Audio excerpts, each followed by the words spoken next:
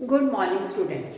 ਅੱਜ ਦੇ ਜੇ ਆਪਾਂ ਸੋਲਿਡ ਸਟੇਟ ਦੇ ਜਿਹੜੇ ਨਿਊਮੈਰੀਕਲਸ ਆਪਾਂ ਕਰ ਰਹੇ ਸੀਗੇ, ਕੁਝ ਆਪਾਂ ਸੋਲਵ ਕੀਤੇ ਸੀ ਕੱਲ ਔਰ ਕੁਝ ਜਿਹੜੇ ਸੀ ਅਨਸੋਲਵਡ ਸਟਾਰਟ ਕੀਤੇ ਸੀ। ਉਹਦੇ ਵਿੱਚੋਂ 6 ਨਿਊਮੈਰੀਕਲ ਆਪਾਂ ਕੱਲ ਸੋਲਵ ਕਰਦੇ ਸੀ, ਜੋ ਰਹਿੰਦੇ ਉਹ ਅੱਜ ਅਸੀਂ ਕੰਪਲੀਟ ਕਰਨੇ ਆ।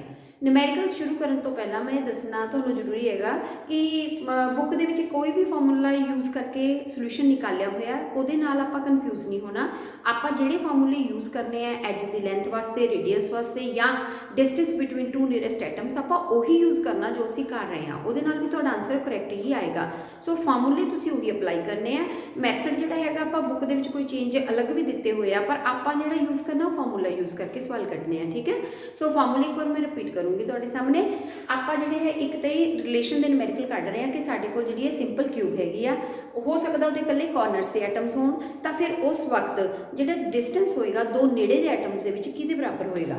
ਫॉर ਐਗਜ਼ਾਮਪਲ ਆਪਾਂ ਇਕੱਲੇ ਕਾਰਨਰਸ ਤੇ ਲੈਂਦੇ ਆ ਰਾਜੇ, ਤਾਂ ਡਿਸਟੈਂਸ ਬਿਟਵੀਨ A ਤੇ B ਚ ਨੋਟ ਕਰਨਾ ਪਏਗਾ ਕਿਉਂਕਿ ਕੋਨਿਆਂ ਤੇ A ਤੇ B ਦੋ ਨੀਅਰੈਸਟ ਐਟਮ ਹੈਗੇ ਆ, ਤਾਂ ਇਹ ਡਿਸਟੈਂਸ ਐਜ ਦੀ ਲੈਂਥ ਤੇ ਬਰਾਬਰ ਹੀ ਆ ਰਿਹਾ ਹੈ। ਸੋ ਸਿੰਪਲ ਕਿਊਬਿਕ ਦੇ ਵਿੱਚ ਜਿਹੜਾ ਅਰੇਂਜਮੈਂਟ ਹੋਏਗਾ ਨਾ, ਸਿੰਪਲ SCC ਸਿੰਪਲ ਕਿਊਬਿਕ ਦੇ ਵਿੱਚ ਜਿਹੜਾ ਡਿਸਟੈਂਸ ਆਊਗਾ ਉਹ ਤੁਹਾਡੀ ਐਜ ਦੀ ਲੈਂਥ ਦੇ ਬਰਾਬਰ ਆ ਜਾਊਗਾ।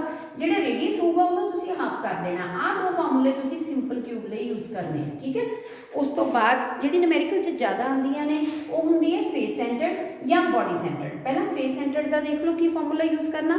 ਫੇਸ ਦਾ ਮਤਲਬ ਹੁਣ ਇੱਕ ਐਟਮ ਤੁਹਾਡੇ ਕਿੱਥੇ ਆ ਗਿਆ, ਫੇਸ ਦੇ ਸੈਂਟਰ ਤੇ ਆ ਚੁੱਕਾ, ਔਰ ਦੋ ਨੀਅਰੈਸਟ ਐਟਮ ਹੁਣ A ਤੇ ਆਹ ਵਾਲਾ ਐਟਮ ਬਣ ਗਿਆ, C ਵਾਲਾ ਨਹੀਂ ਬਣਿਆ।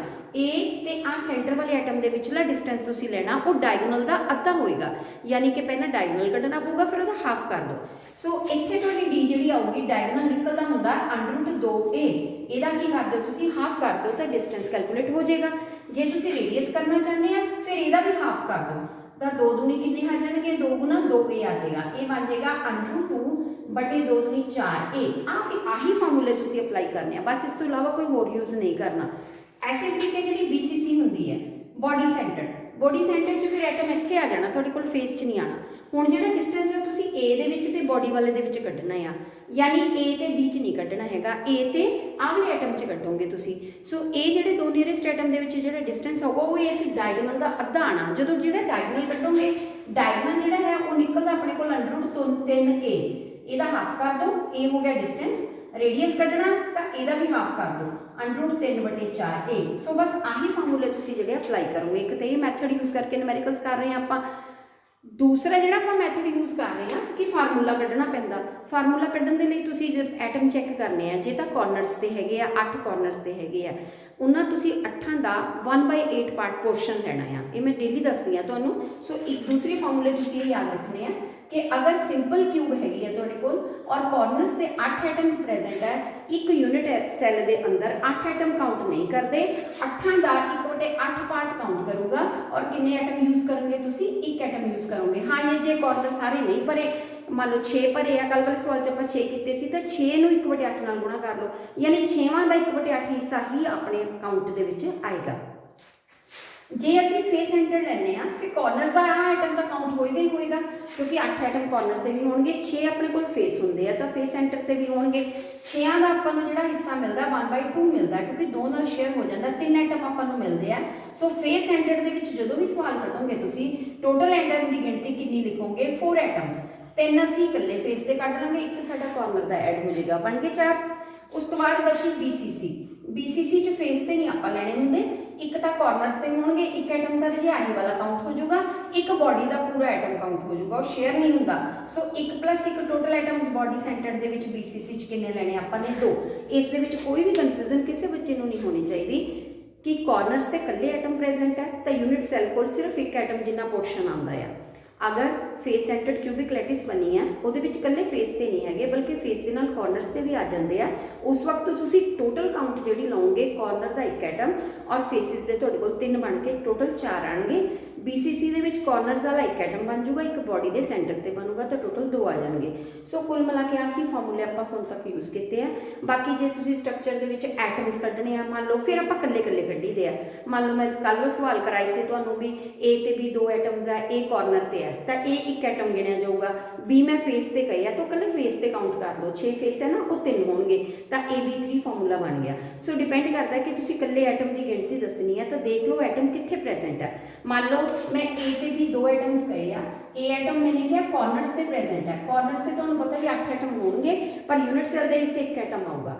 सो ए कितनी हो जूगी 1। ਜੇ मैं बी कहूँगी कि ये फेस सेंटर्ड ਤੇ ਹੈਗੇ ਆ ਤਾਂ ਤੁਸੀਂ ਕੀ ਕਹੋਗੇ ਵੀ 6 ਫੇਸ ਹੁੰਦੇ ਆ, 6 ਦਾ ਆਪਾਂ 2 ਨਾਲ ਡਿਵਾਈਡ ਕਰਦੇ ਆ ਕਿਉਂਕਿ ਇਹ ਸ਼ੇਅਰ ਹੋ ਜਾਂਦੇ ਆ 3 ਆ ਗਏ ਤਾਂ ਕਿੰਨੇ ਆਈਟਮ ਬੀ ਦੇ ਹੋਣਗੇ, ਫਾਰਮੂਲਾ ਕੀ ਬਣ ਗਿਆ AB3। ਸੋ ਇਸ ਇਹੀ ਟਾਈਪ ਦੇ ਮੈਂ ਹੁਣ ਤੱਕ ਤੁਹਾਨੂੰ ਜਿਹੜੇ ਨਿਊਮੈਰੀਕਲਸ ਕਰਵਾਇਆ ਉਹ ਸਿਰਫ ਇਹੀ ਟਾਈਪਸ ਹੈ। ਹੁਣ ਮੈਂ ਜਿਹੜੇ ਅਨਸੋਲਡ ਰਹਿ ਗਏ ਸੀ ਨਾ 7 ਤੋਂ ਲੈ ਕੇ 14 ਤੱਕ ਉਹ ਮੈਂ ਹੁਣ ਤੁਹਾਨੂੰ ਹਿੰਟ ਦੇਣ ਲੱਗੀ ਆ, ਤੁਸੀਂ ਮੇਰੇ ਨਾਲ ਇਹ ਨਿਕਾਲ ਲਓ ਔਰ ਇਹ ਸੋਲਵ ਕਰਕੇ ਤੁਸੀਂ ਮੈਨੂੰ ਸੈਂਡ ਕਰੋ ਕਿ ਤੁਹਾਡੇ 14 ਦੇ 14 ਅਨਸੋਲਡ ਨਿਊਮੈਰੀਕਲ ਸੋਲਵ ਹੋ ਗਏ ਆ। ਇਹ ਤੁਸੀਂ ਆਪ ਕਰਨੇ ਆ, ਠੀਕ ਹੈ ਰਾਜੇ। ਹੁਣ ਆਪਾਂ ਇਹਨੂੰ ਰੱਬ ਕਰਕੇ ਸਿੱਧੇ ਸਵਾਲ ਕੱਢਦੇ ਆ। ਹੁਣ ਮੈਂ 7 ਕੁਐਸਚਨ ਦੇ ਵਿੱਚ ਡਾਇਰੈਕਟ ਫਾਰਮੂਲੇ ਯੂਜ਼ ਕਰੂੰਗੀ, ਉਹ ਤੁਸੀਂ ਦੇਖੀ ਜਾਣਾ। ਹੁਣ ਤੁਹਾਨੂੰ ਆਪ ਆ ਜਾਣਗੇ। 7ਵਾਂ ਸਵਾਲ ਹੈਗਾ the length of unit cell edge of a body centred cubic metal crystal. ਪਹਿਲਾਂ ਤਾਂ ਜਿਹੜੀ ਸੈਂਟਰਡ ਦਿੱਤੀ ਹੁੰਦੀ ਹੈ ਫਟਾਫਟ ਉੱਪਰ ਲਿਖ ਲਈਦੀ ਹੈ, ਕਿਹੜੀ ਹੈ ਤੁਹਾਡੇ ਕੋਲ BCC ਬੋਡੀ ਸੈਂਟਰਡ ਦੇ ਵਿੱਚ length of unit cell of edge of body centred cubic crystal length ਦਿੱਤੀ ਹੈ 352 pm। Calculate the radius of the atom of crystal, ਯਾਨੀ ਸਾਨੂੰ ਐਚ ਦੀ ਲੈਂਥ ਇਹ ਦਿੱਤੀ ਆ, ਕਿੰਨੀ ਦਿੱਤੀ ਹੈ ਆਪਣੇ ਕੋਲ 352 pm। लो जी आ चीज़ दी है रजे, आप सिंपल कैलकुलेट करना है रेडियस। हुण इत्थे BCC को जाओ, BCC याद करो कि बॉडी के सेंटर ते एटम हुंदा आ, उन्हां दोवां दे विच जिन्ना डिस्टेंस है उहदा अद्धा करांगे तो रेडियस आ जाएगा, यानी फार्मूला असीं खुद बनावांगे। सो पहले D दा बनावांगे। डिस्टेंस का की फार्मूला हुंदा है बॉडी सेंटर दे विच √3a/2 आ हुंदा है डायगोनल √3a निकलदा, ਉਹਦਾ ਅਸੀਂ ਹਾਫ ਕਰ ਦਾਂਗੇ ਤਾਂ ਫਿਰ ਆਪਣੇ ਕੋਲ D ਆ ਜਾਂਦੀ ਹੈ। ਔਰ R ਦਾ ਫਾਰਮੂਲਾ ਵੀ ਆਪਾਂ ਇੱਥੋਂ ਲਿਖ ਸਕਦੇ ਹਾਂ √3a/4 ਆ ਗਿਆ। ਆਹ ਫਾਰਮੂਲਾ ਆਪਾਂ ਯੂਜ਼ ਕਰ ਲੈਣਾ, ਠੀਕ ਹੈ ਜੀ। ਹੁਣ ਇਹਦੇ ਵਿੱਚ ਦੇਖੋ ਕੀ ਦਿੱਤਾ ਕੀ ਨਹੀਂ, R ਕੱਢਣੀ ਹੈ ਨਾ, ਆਪਾਂ ਸਿੰਪਲ ਵੈਲਿਊ ਪੁੱਟ ਕਰਾਂਗੇ। √3 ਦੀ ਵੈਲਿਊ ਕਿੰਨੀ ਹੁੰਦੀ ਹੈ 1.732 ਕੱਢ ਕੇ ਦੇਖ ਲਿਓ। A ਦੀ ਵੈਲਿਊ ਕਿੰਨੀ ਦਿੱਤੀ ਹੋਈ ਆ 352 ਦਿੱਤੀ ਆ, ਬਟੇ ਕੀ ਕਰ ਦੋਗੇ ਨਾ ਜੀ 4। ਪੂਰਾ ਕਰੈਕਟ ਆਨਸਰ ਤੁਹਾਡਾ ਆਉਣਾ ਚਾਹੀਦਾ। ਆਨਸਰ ਮੈਂ ਤੁਹਾਨੂੰ ਦੱਸੂਗੀ। ਇਹਦਾ 152.416 pm ਆਉਂਦਾ है, 152.416। अगर तुहाडा नहीं निकलदा तो तुसीं मैनूं दस सकदे हो, मैसेज कर सकते हो। अगर तुहाडा करैक्ट आंसर आ गया तो तुसीं इहनूं कैलकुलेट करके अपना आंसर कढ के मैनूं दिखाना है। यह है तुहाडा 7th सवाल। हुण अगला आ गया राजे 8th सवाल।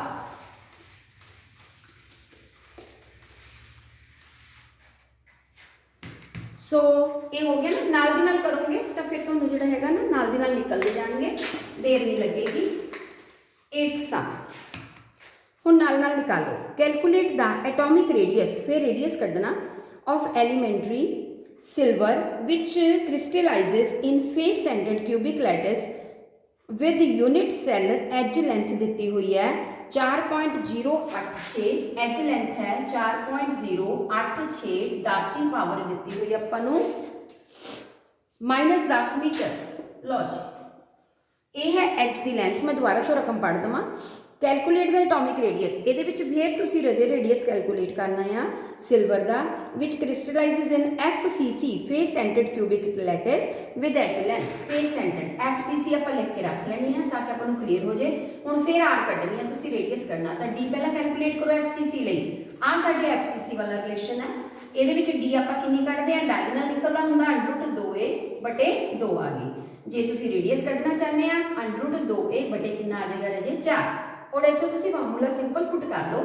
√2 की वैल्यू होंगी है 1.414 गुणा ए की वैल्यू कितनी आ गई 4.086 गुणा 10 की -10 बटे कितना आ गया रजे 4। तुसी इहनूं सॉल्व करना, तुहाडा करैक्ट आंसर आएगा 8th का आंसर है 1.44 × 10⁻⁻10 मीटर। ये है तुहाडे 8th का सम का आंसर और तुहाडा एग्जैक्ट आंसर निकलेगा। अगर तुसी कैलकुलेशन सही करते हैं तो गलती के चांस नहीं है। सो ये सिंपल न्यूमेरिकल आपां नूं ये तो 1-2 नंबर आने ही आने और इस चैप्टर चों बनाने भी न्यूमेरिकल, इसलिए मैं ज़्यादा स्ट्रैस न्यूमेरिकल्स से दे रही हूँ कि तुसी न्यूमेरिकल्स नूं अच्छी तरह इस चीज़ को सीख के कर लो ताकि फार्मूले अप्लाई करने तुहानूं आ जाए, ठीक है जी। उस तो बाद 9th सम मैं पढ़ती हूँ। हुण a solid has a structure in which W atoms are present at corners. नाल नाल मैं लिखूंगी जी W एटम्स कित्थे प्रेजेंट है एट कॉर्नर्स। ये लिख के रख लेना अपने। एक तो W हो गया अपने को, बहुत इंपॉर्टेंट सवाल है ये। W atoms are present at corners of cube unit cell O atoms are located at the center, located at the cube edge, and sodium atoms are present at the cube center। ਜਿਹੜਾ cube center ਹੁੰਦਾ ਨਾ body center ਹੀ ਹੁੰਦਾ। ਇੱਕ ਵਾਰ ਦੁਬਾਰਾ ਸੁਣ ਲਓ ਕਿੱਥੇ ਕਿੱਥੇ ਐਟਮ ਪ੍ਰੈਜ਼ੈਂਟ ਆ। क्वेश्चन नंबर है ਤੁਹਾਡੇ ਕੋਲ 9th। A solid has structure in which W atoms are present at corners। ਉਹ तो मैं लिख दिता कि W corner ਤੇ present है of the cube unit cell। O atoms are located at the cube edges। O atoms किथे present है राजे? at cube ਦੇ किनारे सारे ते हैगे आ, edges ਤੇ present है। क्लियर? एज किन्ने होंगे क्यूब के 12 होंगे है ना। सो ये अपन क्लीयर हो गया कि एजिस से प्रेजेंट है। बचे जेडे अपने को तीजे एटम है दसे 3 ने। सोडियम एटम है present at cube centre. Cube का सेंटर मतलब बॉडी का सेंटर। सोडियम एटम कितने प्रेजेंट है? एट क्यूब का सेंटर, या असीं इहनूं बॉडी का की कह सकते हैं? सेंटर। सो ये तिन्ने आपां नूं दे दिते गए हैं। वट इज़ द फार्मूला असीं बनाउणा है। हुण देखो इत्थों मैं किद्दां कढूंगी, जिद्दां आपां कल कीता इहनूं पर रिपीट करांगे। ध्यान दे नाल देखना तुसी और खुद सीखना है किद्दां कड्ढीदा आ, फार्मूला किद्दां बनाईदा। हुण W atoms are present at corner. हुण तुसी कॉर्नर ते किन्ने एटम गिणने आ? आपे गिण लैणे आ, 8 हुंदे आ। ठीक है, 8 दा 1/8 क्वेश्चन ही आंदा। सो W आपां नूं क्लीयर हो गया। जे आपां कॉर्नर्स ते कढने आ, कॉर्नर लिख सकते हैं आपां। कॉर्नर्स ते असीं दस सकते हैं 8 एटम हुंदे आ। 1/8 हर एटम दा हिस्से च आएगा। कट के साडे कोल किन्ने एटम बनदे आ? 1। सो W फार्मूले दे विच की होना चाहिए राजे? तुहाडे कोल इक्को ही होना चाहिए। क्लीयर? इत्थों पता लग जाता। हुण दूसरे देखो O एटम्स, ये क्यूब के एजिस से प्रेजेंट आ। हुण क्यूब एजिस से किद्दां कढी दे? कॉर्नर ते नहीं हैगे, एजिस से है। एजिस किन्ने हुंदे रहे क्यूब दे विच? 12। पहले तो ये पता होना चाहिए। हुण 12 का कितना पोर्शन सानूं मिलदा? क्योंकि एज भी तो शेयर होए होणगे। एक जिहड़ा एज हुंदा वो 4 यूनिट सैल दे नाल शेयर हो जाता। सो उन्ना हिस्सा सानूं मिलना जिहड़ा एटम साडे कोल प्रेजेंट है एज ते पूरा नहीं मिलेगा। सो एक ध्यान रखना तुसीं भी एजिस दे उत्ते अगर कैलकुलेशन करनी है तो 12 एजिस दे उत्ते 12 एटम तुहाडे प्रेजेंट होणगे, पर 12 दे 12 नहीं मिलते। वो किन्ने नाल शेयर हो जाते हैं? 4 एटम्स दे नाल, यानी 1/4 पोर्शन मिलेगा। और तुहानूं घटा के किन्ने मिलणगे? 3 एटम्स अवेलेबल होणगे टोटल। सो इहदा मतलब O एटम्स की गिनती कितनी होनी चाहिए राजे? 3। W एक होना चाहिए। O किन्ने कट लिया आपां ने? 3। हुण बचिया कौन? सोडियम। सोडियम कितने प्रेजेंट है? बॉडी के सेंटर ते कल्ला ही होगा, किसी नाल शेयर नहीं होया होगा। ये कितना एटम यूज आना चाहिए अपने को? 1 एटम। इसलिए सोडियम कितना होएगा? 1। इन्हां तिन्नां नूं मिला के असीं की लिख सकते हैं राजे? फार्मूला लिख सकते हैं। उहदे च तुसीं मेटल पोर्शन मोरे लिखना, तो सोडियम नूं आपां आंसर की आ जाएगा? सोडियम असीं मूरे लिखांगे। ठीक है, और W हो गया 1, O किन्ने हो गए? 3। सो आ तुहाडा एग्जैक्ट आंसर जिहड़ा हैगा ये बुक दे नाल मैच करेगा। ये अनसॉल्वड क्वेश्चन आ। सो ये तुसीं इहदा जिहड़ा आंसर लिख सकते हैं। क्लीयर हो गया? देखो बिल्कुल इस तरीके के सवाल आपां करने। हुण 9th क्वेश्चन अपना हो गया। हुण असीं 10th क्वेश्चन ते चले गए। 10th की स्टेटमेंट मैं नाल पढ़दी हाँ। सीजीएम क्लोराइड यानी सीजीएम आयन ते क्लोराइड आयन है अपने को। मैं लिखी देवां तुहानूं सीजीएम आयन CS होंदे आ, क्लोराइड आयन ये पॉजिटिव होंदे आ, ये किहड़े हैगे आ? नेगेटिव हैगे आ। सो सीजीएम क्लोराइड हैगे अपने को crystallises in a cubic structure in which Cl ions आ जिहड़े they are present at corners, and जिहड़े सीजीएम आयन्स आ ये centre of occupy centre of unit cell. If the radii of caesium and chloride ions are radii दिते हुए हैं, calculate the edge length of unit cell. थोड़ा जिहा अलग आ गया है क्वेश्चन अपने को। आ तुसीं मेरे हिसाब नाल कर लिया होएगा। सो इनू असीं रेज करते हैं। अगला सवाल लिखिए। इंपॉर्टेंट क्वेश्चन आ पर उलझना नहीं है भी लंबा आ गया, कुछ नहीं है, सिंपल ही करेंगे आपां ने। सीजियम क्लोराइड जिहड़ा हैगा क्रिस्टलाइजेज है in a cubic structure in which chloride ions are at corner. पहले मैं लिख देवां Cl आयन्स है जिहड़े ये आयन्स दे नाल बनिया रहे, तां करके नेगेटिव आ गया। ये आयन्स कितने प्रेजेंट हैगे आ? कॉर्नर्स दे उत्ते। हो गया क्लीयर? उस तो बाद ये कॉर्नर्स ते चले गए। जिहड़ा तुहाडा सीजियम आयन है occupy centre of unit cell. Caesium ion है इस सेंटर च आ गया ऑफ यूनिट सेल। समझ गए कित्थे आ गया है? ये बॉडी दे बॉडी सेंटर ते आ गया। ये किसी नाल शेयर नहीं होया होएगा। दो तो आपां जगह लभ ली। हुण उस तो बाद की दिता आपां नूं थोड़ा चेंज करता। रेडियस दिता होया सीजियम ते क्लोराइड आयन दा। सीजियम आयन दा हैगा 1.69, क्लोराइड दा 1.89। So radius of caesium ions है 1.69 और दूजे दा रेडियस हैगा एंगस्ट्रॉम दे विच है 1.81, क्लोराइड दा 1.81 एंगस्ट्रॉम। एक ही ने रहे दोनों रेडियस है। लो जी हुण कढ़ना की है, फिर सारा कुछ देता आपां नूं ये इस सवाल दे विच एज लेंथ कढ़नी यानी कि कैलकुलेट करनी है जी आपां ए। लो जी हुण ये असीं किद्दां कढ़ांगे, ए कढ़न दे लई आपां नूं फिर आपां फार्मूले ते जाना पैना है, अदरवाइज आपां एटम्स उहदा चैक कर सकते हैं। कॉर्नर से 8 एटम होंगे, मतलब क्लोराइड कितना प्रेजेंट है 1 ही है, एक ही आयन होएगा। सीजियम भी सेंटर च भी की होगा एक ही होएगा। फार्मूला अगर असं लिखना चाहिए तो सीजियम क्लोराइड बनेगा, एक सीजियम तो एक Cl। वैसे फार्मूला चेक करना तो तुम कर सकते, फार्मूला अपन पूछया नहीं है, मैं ही दस रही हाँ कि फार्मूला लिखना आ सकता है। किद्दां कढोगे राजे, आ कॉर्नर्स से है ना, कॉर्नर्स से 8 होंगे है, 1/8 कितने एटम बनेंगे 1 एटम कह लो ਜਾਂ और आयन, इत्थे आयन है तुहाडे कोल, सो एक आयन लेना तुसी, एक किहड़ा ले लिया आपां Cl। हुण सीजियम सेंटर ते किसी नाल शेयर नहीं है, ये भी एक एटम आयन आ गया, ठीक है। सो ये भी ले लो, फार्मूला बन गया ना सीजियम क्लोराइड। सो फार्मूला भी चेक कर सकते हैं, पर आपां ने की कढनी एच की लेंथ किहड़ी क्यूब हैगी पहले ये चेक करिए आपां। Cubic structure in which chloride ions are present unit cell, calculate the edge length of unit cell. Cubic structure in which इहदे विच किहड़ी दित्ती आपां नूं FCC है जां आपां नूं किहड़ी दित्ती, आपां नूं नोट करनी पएगी रजे। मैं दोबारा तो देख रही हाँ कि FCC है या BCC है। Caesium chloride crystallises in cubic structure, इसका मतलब सिंपल क्यूब आ, in which chloride ions are at corners and Cl ions are present at the centre of body, इसका मतलब बॉडी सेंटर्ड क्यूबिक लैटिस है। सो BCC है, केड़ी आ गई अपने को रजे BCC है, आ सेंटर च आ गया, आ कितने आ गए कॉर्नर। सो BCC आप सिलेक्ट कर ली। BCC वास्ते आप फार्मूला लिखांगे। सो D का की फार्मूला होंदा, डिस्टेंस जिहड़ा होंदा √3 ए डायगोनल बन जांदा, दा हाफ होंदा। रेडियस कितना होंदा राजे √3/4a। हुण इत्थे R आपां नूं दित्ती हुई है, पर सानूं अलग अलग दित्ती हुई आ, ਅਸੀਂ ਇਹਨੂੰ ਕਿੱਦਾਂ कैलकुलेट कर सकते हैं। ਅਸੀਂ टोटल आग लैके एवरेज कढ़न के लिए दोहां का की कर देंगे, दो नाल डिवाइड करके आप एवरेज कढ़ सकते हैं। यानी कि जो तुम रेडियस यूज करोगे इत्थे ए कढ़नी, पहले तुम ए का फार्मूला बना लो, ए बन गया 4r/√3, यही बन गया ना। हुण आर कितनी लाओगे तुसी, आर वैसे किद्दां लैनी है, आ दोहां दी अड्डो अड्डी दित्ती है, तुसी इन्हां दोहां दी एवरेज कढ़ लो। किद्दां कढ़ोगे 1.69 प्लस 1.81 बटे की कर दोगे 2, ये किहड़ा रेडियस निकल जाऊगा एवरेज रेडियस। सो इत्थों आप एवरेज कट के रेडियस की वो यूज करेंगे, यानी जो इस कैलकुलेशन का आंसर आएगा उन्ना रेडियस उसे पुट कर देना।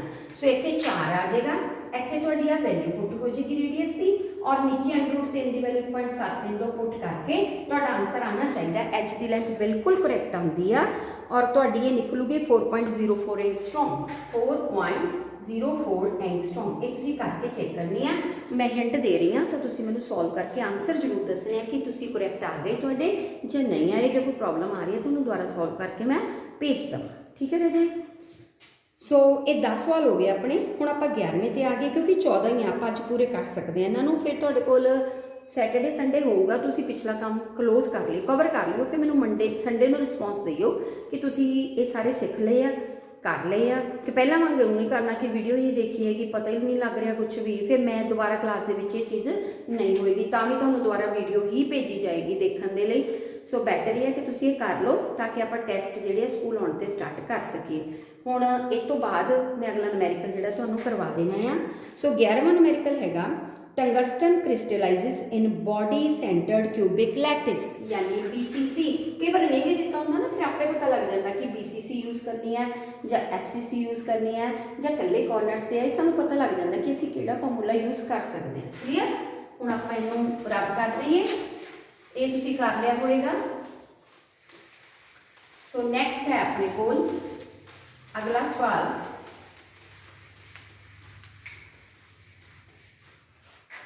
नंबर 11।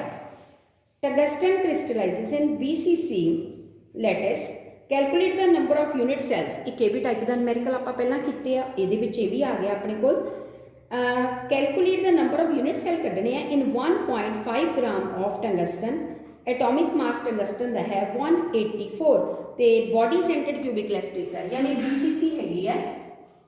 और एटॉमिक मास जो दिता गया टंगस्टन का साडे को वो हैगा 184 unit. Atomic mass is equal to 184 unit. चलो हुण इहदे विच यूनिट सैल कढ़ने तो एटम ते पहुंचना पैंदा, क्योंकि यूनिट सैल तो फिर एटम्स के नाल ही कनैक्शन आ कि किन्ने एटम के नाल एक यूनिट सैल तैयार होंदा। हुण जिद्दां आपां जवानी देखना होवे BCC तैयार करना, पहले तो कॉर्नर्स ते लैणे, एक बॉडी ते लेना, तो 2 एटम के नाल एक यूनिट सैल बन जाता। 8 कॉर्नर वालियां दा आपां नूं 1 एटम मिलूगा, एक सेंटर वाले का मिल गया, टोटल किन्ने हो गए 2 हो गए ना। सो एटम के नाल यूनिट सैल कड्ढे जा सकते, इसलिए हमेशा ध्यान रखना भी जो यूनिट सैल कड्ढने आउंदे आ पहले एटम कड्ढो, उन्हां एटम च यूनिट सैल फिर असीं कड्ढांगे। क्लीयर। सो एटॉमिक मास के नाल अजे सीधा संबंध होंदा भी 184 जिहड़ा एटॉमिक मास आ उहदे विच किन्ने एटम्स हुंदे आ 6.023 10⁻23 एटम्स। ये तो सारे नूं रिलेशन आउंदा ना 1 मोल दे विच कह लो या जिहड़ा एटॉमिक मास आ उहदे विच एटम्स की गिनती, आयंस की गिनती या किन्ने पार्टिकल्स हुंदे आ वो गैटोस नंबर है वो 6.023 10⁻23 हुंदा। एक दे विच जे किन्ने आ जाणगे किद्दां कैलकुलेट करोगे 6.023 10⁻23 बटे किन्ना आ गया 84। हुण तुसीं किन्ने च कड्ढना चाहते हैं आपां नूं नाल दित्ता होगा 1.5 ग्राम, तो तुसीं किन्ने च कैलकुलेट करोगे 1.5 ग्राम च कैलकुलेशन तुसीं करनी है, मैं करके नहीं रखी हुई, मैनूं ये कि तुसीं करोगे, जे तुहाडे कोल नहीं सॉल्व होणगे फिर मैं कढ के दूँगी 1.5। सो इत्थे तक तुसीं की कर लेना कैलकुलेशन कर लैनी है। जदों ये निकल जाती होंदी है फिर सिर्फ डिवाइड करना बच जाता यूनिट सैल दे नाल। यूनिट सैल इहदे विच आपां यूनिट सैल कढणे। हुण आ रिलेशन BCC का सानूं पता है, की पता है भी जे 2 एटम्स होणगे 2 एटम्स के नाल किन्ने यूनिट सैल तैयार होंदे आ 1 यूनिट सैल, एक दे नाल किन्ना तैयार होगा 1/2, यानी आ रकम नूं आपां 2 दे नाल डिवाइड करना हुंदा, फिर अपने कोल सीधे यूनिट सैल निकल जाते हैं। इन्ने एटम्स तो किन्ने यूनिट सैल तैयार होणगे 6.023 10⁻23 1.5 ओवर 184, इहदे तो किन्ने होणगे जे पॉइंट इहदे नाल गुणा कर दिओ। ठीक है, औखा नहीं है, मतलब 2 दे नाल एंड च की कीता मैं डिवाइड कर दिता। सो इहदे चों तुहाडी यूनिट सैल की गिनती निकलेगी और तुहाडा करैक्ट आंसर आएगा 2.45 गुणा 10 की पावर 21 2.45 10⁻21 यूनिट सैल तुहाडे कोल इहदे विच निकल जाणगे। सो ये करैक्ट आंसर आंदा आ, करके देखोगे तो जरूर निकलेगा। कैलकुलेशन ध्यान दे नाल करनी आ, फार्मूला लिख लेना, आराम दे नाल बैठ के तसल्ली नाल सवाल कढो, सारे निकल जाते हैं, कोई क्वेश्चन इदां दा नहीं है जिहदा आंसर नहीं आता। क्लीयर। हुण क्वेश्चन नंबर 12 सोडियम क्रिस्टलाइजेस, इहदे नाल दा सवाल आ गया इन BCC यूनिट सैल। हुण फिर BCC आ गई, इहदा मतलब एंड च 2 दे नाल डिवाइड करना, जे FCC आ जाए 4 दे नाल डिवाइड करना, सिंपल क्यूबिक आंदी है नहीं उहदे च आपां 1 नाल करना हुंदा। सो ये 2 ही हुंदियां, इहदे च आपां नूं बस एंड च यूनिट सैल कड्ढण लगे डिवाइड कर देना भी किन्ने किहड़ी आपां नूं क्यूब आ गई है। सो ये मैं रब करता हूँ, ये नाल दा ही आपां दूजा कड्ढण लगे हां, सेम टू सेम। देखो सो लास्ट वाला हैगा नहीं सॉरी 12 नंबर हैगा sodium crystallises in BCC, calculate the approximate number of unit cell in 9.2 gram of sodium, atomic mass है सोडियम का 23। चलो आपका सिंपल क्वेश्चन आ गया 23 ग्राम किहदा एटॉमिक मास है सोडियम का, ਇਹਦੇ ਵਿੱਚ ਕਿੰਨੇ ਐਟਮਸ ਹੋਣਗੇ 6.023 10⁻23, ਇੱਕ ਚ ਕਿੰਨੇ ਹੋਣਗੇ 6.023 10 ਦੀ ਪਾਵਰ 23 ਬਟੇ ਕਿੰਨਾ ਆ ਗਿਆ 23। ਤੁਸੀਂ ਕਿੰਨੇ ਚ ਕੱਢਣਾ ਚਾਹੁੰਦੇ ਆ ਸਵਾਲ ਦੇ ਵਿੱਚ ਆਪਾਂ ਨੂੰ 9.2 ਦੇ ਵਿੱਚ 9.2 ਗ੍ਰਾਮ ਚ ਕਿੰਨੇ ਹੋਣਗੇ ਗੁਣਾ ਕੀ ਕਰਦੇ ਹੋ 9.2।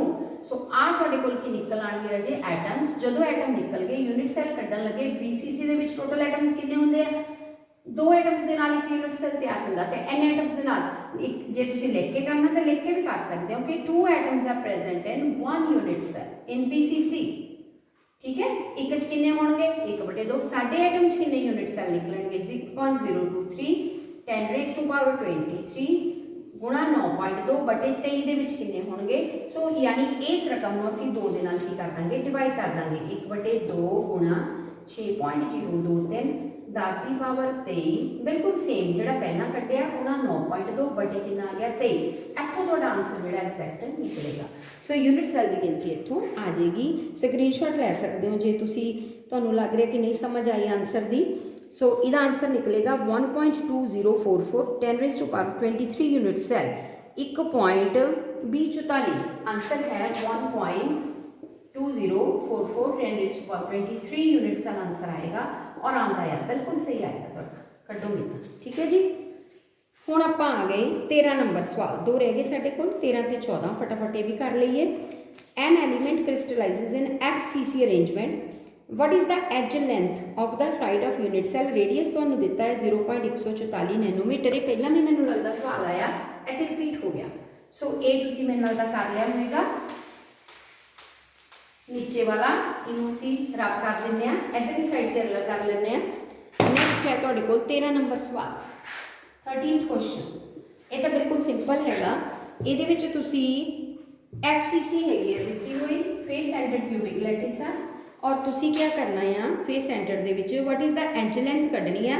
रेडियस 0.144 दिता है, रेडियस दिता है 0.144 सॉरी 144 144 यूनिट केड़े दिते आपां नूं नैनोमीटर। इदां ही कढ़ लेना आपां ने नैनोमीटर च। हुण आपां की कढ़ना चाहुंदे आ ए एच दी लेंथ। सो पहले डी लिख लईदा फार्मूले च, केड़ी आ गई FCC √2a बटे 2। रेडियस कढ़न लई √2 बटे 2 गुणा 2 कितना लिख दवा मैं सीधा हाफ कर दो 4a। हुण ए कढ़ लो a बराबर 4 गुणा r बटे √2। 4 गुणा r हैगी आ 0.144 √2 की वैल्यू रहे कितनी होंगी है 1.414। सो इत्थों तुहाडा आंसर करैक्ट आ जाएगा। ये तुहाडी एच की लेंथ निकलूगी 0.407 नैनोमीटर। 0.407 नैनोमीटर आएगा आंसर। देखो ये तो सिंपल ही सीगा। सो फार्मूला आंदा होवे तां आपां 1 सेकंड दे विच भी सॉल्व कर सकते हैं। हुण लास्ट सवाल रह गया तुहाडे कोल जिहड़ा मैं दसना आ, फिर तुसीं मैनूं इहदा रिस्पॉन्स करन तो बाद दसियो, करन तो पहला नहीं दसना क्योंकि जो काम हो जाऊगा आपां नूं दसण दा फायदा तां ही आ। आपां कोई इस गल नहीं दसना कि असीं पढ़ रहे हैं, असल दे विच पढ़ना ते फिर ही दसना। लास्ट हैगा इन ए फेस सेंटर्ड क्यूबिक अरेंजमेंट, यानी कि हुण अरेंजमेंट जिहड़ा है FCC। ਇਹਦੇ ਵਿੱਚ A एंड B एटम्स है। A occupy the corner. चलो जी A एटम्स कितने हैगे आ नाल ही नोट कर लेने आ तुसीं कॉर्नर्स से। B atoms occupy the face centre of unit cell. B atoms कितने प्रेजेंट आ फेस सेंटर, फेस दे सेंटर यानी 6 फेसिस दे सेंटर ते प्रेजेंट आ। होया कि if one of the atom is missing from the corner in the unit cell what is the formula of compound. एक एटम तुसीं कॉर्नर तो की कर दिता मिसिंग हो गया। लो जी बिल्कुल सिंपल सवाल आ गया। हुण कॉर्नर ते एक मिस कर दो। कॉर्नर ते कितने एटम्स होंदे टोटल 8 होंदे ना, एक कढ़ दो विचों कितने रह गए 7 रह गए। सो एट कॉर्नर्स हुण कंट्रीब्यूशन कितना मिलूगा यूनिट सेल एट कॉर्नर्स। हुण 7 एटम प्रेजेंट है, 7 का कितना हिस्सा मिलना 1/8 कितना बन गया रजे 7/8। हो गया क्लियर। हुण फेस दे B कित्थे ने फेस दे सेंटर ते फेस कितने ने 6 शेयर हो गए 2 दे नाल कितने एटम्स आउणगे 3 एटम्स। आ 3 एटम B दे आ 7/8 एटम्स किहदे। हुण आपां सॉल्व करना A दे। हुण A दे बैच की पा लो 7/8, B दे बैच की पा लो 3। आ मैं तुहानूं दस्सिया सी बटे वाली रकम खत्म करन लई जिहड़ी रकम नीचे होवे उहनूं दोने पासे गुणा कर लो ताकि दोनों बराबर बराबर मिल जाए। जिद्दां मैं 8 खत्म करना मैं 7/8 नूं भी 8 नाल गुणा करा तो मैनूं 3 नूं भी 8 नाल गुणा करना पऊगा। कितना बन जूगा फिर मेरे को 8 नाल 8 इत्थे 7 आ जूगा, इत्थे कितना आ जूगा B अपने कोल 8 दी है 24। सो तुहाडा फार्मूला बिल्कुल सही निकलूगा। A 7 आणगे तुहाडे कोल और B किन्ने आणगे 24 आणगे। सो बहुत सिंपल सवाल सीगा ये वाला। कई बार असीं कन्फ्यूज हो जांदे ना भी एक एटम मिस हो गया हुण की करना, कुछ नहीं करना। हुण तुसीं जिन्ने दिते एटम्स उन्ने ले लो पर जिहड़ा उहदा कंट्रीब्यूशन आ उहनूं डिवाइड करना उन्ने नाल ही करना। जे कॉर्नर्स है तो 1/8 दे नाल ही करना पेगा, जे फेस ते है तो 1/2 नाल करना पेगा, जे एजिस ते है तो 1/4 दे नाल करना पेगा, जे बॉडी के सेंटर च है किसी नाल नहीं करना पेगा, सिंगल एटम होएगा। सो आ सारे तुसीं करके मैनूं दस दिओ कि तुहाडे अनसॉल्वड न्यूमेरिकल 14 दे 14 सॉल्व हो गए आ। फिर सानूं टेंशन नहीं है कि 2 नंबर का न्यूमेरिकल असीं इहदे विचों आसानी नाल कवर कर सकते हैं। Okay Raje, all the best.